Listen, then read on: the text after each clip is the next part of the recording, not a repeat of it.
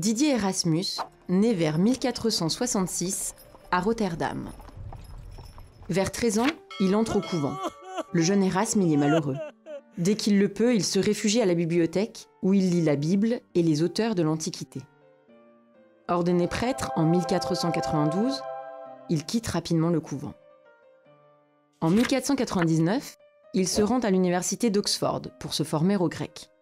Il y noue une amitié profonde avec l'humaniste Thomas More. Ce voyage en Angleterre est le début d'une longue série. Pendant 37 ans, Erasme voyage dans toute l'Europe. Il vit à Paris, à Londres, Rome, Venise, avant de se fixer à Bâle, l'un des grands centres d'imprimerie de la Renaissance.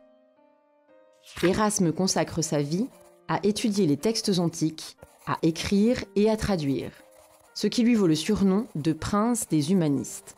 Il publie plus de 200 ouvrages. Il entretient également une correspondance avec les plus grands érudits et souverains de l'époque. Il écrit ainsi plus de 1200 lettres à près de 600 correspondants. Ses idées circulent au sein de la République des lettres, ce vaste réseau intellectuel qui réunit les humanistes européens au travers de lettres et de voyages. L'influence d'Erasme sur ses pairs est manifeste. François Rabelais écrit ainsi : « Vous qui, ne connaissant ni mon visage, ni même mon nom, m'avez élevé et abreuvé aux chastes mamelles de votre divine science. Oui, tout ce que je suis, tout ce que je vaux, c'est de vous seul que je le tiens. » Dans L'éloge de la folie, satire virtuose sur les travers de ses contemporains, Erasme dénonce particulièrement les abus du clergé.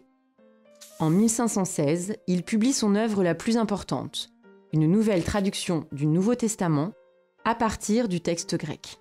C'est aux sources mêmes que l'on puise la pure doctrine. Aussi avons-nous revu le Nouveau Testament tout entier d'après l'originel grec, qui seul fait foi. Dans une Europe en pleine Renaissance, le succès est immédiat.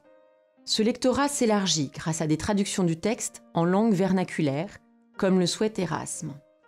Je voudrais que toutes les plus humbles des femmes lisent les évangiles, lisent les épîtres de saint Paul.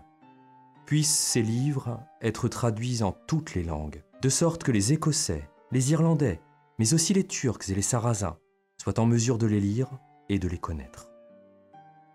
La traduction du Nouveau Testament d'Erasme permet une lecture personnelle de ce texte, sans l'intermédiaire du clergé, ce que prône au même moment Martin Luther. Les deux hommes s'opposent pourtant violemment à partir de 1517. Erasme souhaite une réforme interne de l'Église catholique, alors que Luther s'engage dans une rupture radicale avec celle-ci. Erasme meurt en 1536. C'est l'une des grandes figures de la culture européenne.